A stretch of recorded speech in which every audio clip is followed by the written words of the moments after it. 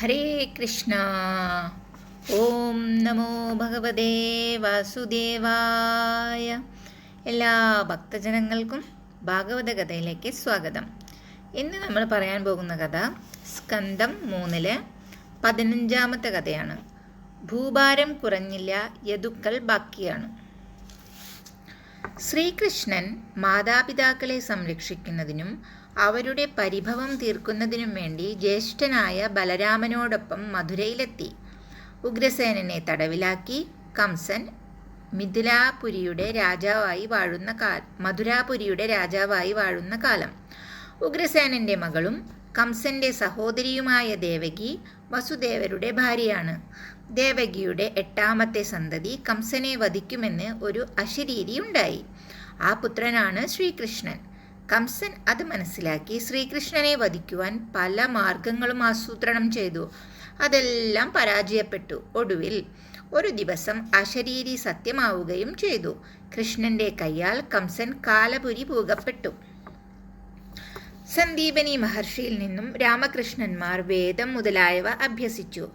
ആ ഇടയ്ക്കാണ് ഗുരുപുത്രനെ പഞ്ചജൻ എന്ന അസുരൻ അപഹരിച്ചു കൊണ്ടുപോയത്. പുത്രൻ പിന്നെ തിരിച്ചു വന്നില്ല. മഹർഷി ഗുരുദക്ഷിണയായി ഭഗവാനോട് തൻ്റെ പുത്രനെ ആവശ്യപ്പെട്ടു. ഗുരുദക്ഷിണ നൽകേണ്ടത് ശിഷ്യന്റെ കടമയായതുകൊണ്ട് ശ്രീകൃഷ്ണൻ പഞ്ചജനെ വധിച്ച് അവൻ്റെ വയറ്റിൽ നിന്നും പുത്രനെ വീണ്ടെടുത്ത് ഗുരുവിന് സമർപ്പിച്ചു. വിദർഭ രാജ്യത്തെ രാജാവാണ് ഭീഷ്മകൻ. അദ്ദേഹത്തിൻ്റെ മകളാണ് രുക്മിണി. മഹാലക്ഷ്മിക്കൊത്ത ദിവ്യരൂപമാണ് രുക്മിണിയുടേതത്രേ. സുന്ദരിയായ രാജകുമാരിയിൽ ആകൃഷ്ടരായി ധാരാളം രാജാക്കന്മാർ എത്തിച്ചേർന്നു. അവരൊക്കെ നോക്കി നിൽക്കെ ശ്രീകൃഷ്ണൻ രുക്മിണിയെ അപഹരിച്ചു കൊണ്ടുപോയി. ഗാന്ധർവ വിധി പ്രകാരം വിവാഹം കഴിച്ചു. സ്വയംവരത്തിന് എത്തിച്ചേർന്ന രാജാക്കന്മാർ ബലരാമനോട് യുദ്ധം ചെയ്ത് പിൻവാങ്ങി. കോസലരാജൻ നഗ്നജിത്തിന്റെ മകളാണ് സത്യ. സുന്ദരിയായ അവളെ വിവാഹം കഴിക്കുവാൻ പല രാജാക്കന്മാരും ആഗ്രഹിച്ചു. പക്ഷേ സത്യക്കിഷ്ടം ശ്രീകൃഷ്ണനോടായിരുന്നു. അതുകൊണ്ട് ഭഗവാനു മാത്രം ജയിക്കാൻ കഴിയുന്ന ഒരു മത്സര പരീക്ഷ നടത്തുവാൻ തീരുമാനിച്ചു. എന്താണത്? രാജകൊട്ടാരത്തിൽ കൂടിയാലോചന പലതും നടന്നു. ഒടുവിൽ മൂക്കുതുളയ്ക്കാത്ത മതിച്ചു നിൽക്കുന്ന 7 കാളകളെ പിടിച്ചുകെട്ടുന്നവൻ രാജകുമാരിയെ വിവാഹം ചെയ്യുവാൻ യോഗ്യനാണെന്ന് കോസലമന്നൻ കൽപ്പിച്ചു. വീരപരീക്ഷയുടെ നിബന്ധനകൾ നാട് മുഴുവൻ അറിയിച്ചു. പന്തയം ജയിച്ചെത്തുന്ന രാജകുമാരനെ മാലയിടാൻ സത്യ ഒരുങ്ങി നിന്നു. മതിച്ചു നിൽക്കുന്ന 7 കാളകൾ വേദിയിൽ പ്രത്യക്ഷപ്പെട്ടു. മാധവൻ മന്ദസ്മിതം തൂകി കാളകളുടെ ഇടയിലേക്ക് കടന്നുവന്നു. ഒരു നിമിഷം ഭഗവാന്റെ മായാലീലകൾ ഏവരെയും അത്ഭുതപ്പെടുത്തി. കാളകളെയെല്ലാം മാധവൻ ബന്ധിച്ചു. വീരപരീക്ഷ വിജയിച്ച ശ്രീകൃഷ്ണന്റെ കഴുത്തിൽ സത്യ വരണമാല്യം ചാർത്തി. ദേവകൾ പുഷ്പവൃഷ്ടി ചൊരിഞ്ഞു. കാളകൾ മൂലം മാനം നഷ്ടപ്പെട്ടവരും ആഗ്രഹം നടക്കാതെ പോയ രാജാക്കന്മാരും ഭഗവാനോട് ഏറ്റുമുട്ടി പരാജയപ്പെട്ടു. ഭഗവാൻ ഒരു സാധാരണക്കാരനെ പോലെ തൻ്റെ പത്നിയായ സത്യഭാമയ്ക്കു വേണ്ടി സ്വർഗത്തിൽ നിന്നും പാരിജാതം കൊണ്ടുവന്നു. അത് ദേവേന്ദ്രൻ അറിഞ്ഞു. തന്നോട് ചോദിക്കാതെ താൻ വളർത്തുന്ന പാരിജാതം അപഹരിച്ചു കൊണ്ടുപോയത് ഒരിക്കലും ശരിയല്ല. ദേവേന്ദ്രൻ കുപിതനായി സൈന്യസമേതം ഭഗവാന്റെ നേർക്ക് പാഞ്ഞടുത്തു. പരസ്പരം യുദ്ധം ആരംഭിച്ചു. ഘോര യുദ്ധം. ഇന്ദ്രൻ പരാജയപ്പെട്ടു. ശ്രീകൃഷ്ണനും സത്യഭാമയും മടങ്ങി. തൻ്റെ പുത്രനായ നരകാസുരൻ ദേവന്മാരെ കഠിനമായി ഉപദ്രവിക്കുന്നുവെന്ന് ദേവലോകത്തു നിന്നും മനസ്സിലാക്കിയ ഭഗവാൻ ചക്രായുധം അയച്ച് നരകാസുരനെ കൊന്നു. അത് ഭൂമിദേവിക്ക് സഹിച്ചില്ല. അവരുടെ അഭ്യർത്ഥന മാനിച്ച് നരകാസുരപുത്രനായ ഭഗദത്തനെ നരകപുരത്തെ രാജാവായി അഭിഷേകം ചെയ്തു. അതിനുശേഷം അന്തപുരത്തിൽ നടന്ന് നരകാസുരൻ ബന്ധനത്തിൽ പാർപ്പിച്ചിരുന്ന സ്ത്രീകൾക്ക് അഭയം നൽകി. അവർ സന്തോഷം, ലജ്ജ, അനുരാഗം എന്നിവ കലർന്ന കടാക്ഷങ്ങളോടെ ശ്രീകൃഷ്ണനെ സ്വീകരിച്ചു. അവരുടെ ആഗ്രഹമനുസരിച്ച് ഭഗവാൻ അവരെ വരിച്ചു. എല്ലാവരും ദ്വാരകയിൽ എത്തിച്ചേർന്നു. മായാവൈഭവത്താൽ ഭഗവാൻ അവർക്ക് ഓരോരുത്തർക്കും 10 പുത്രന്മാരെ വീതം നൽകി അനുഗ്രഹിച്ചു. ജരാസന്ധൻ, കാലയവനൻ മുതലായവരെ മുജുമുകുന്ദനെയും ഭീമനെയും നിമിത്തമാക്കി നിഗ്രഹിച്ചു.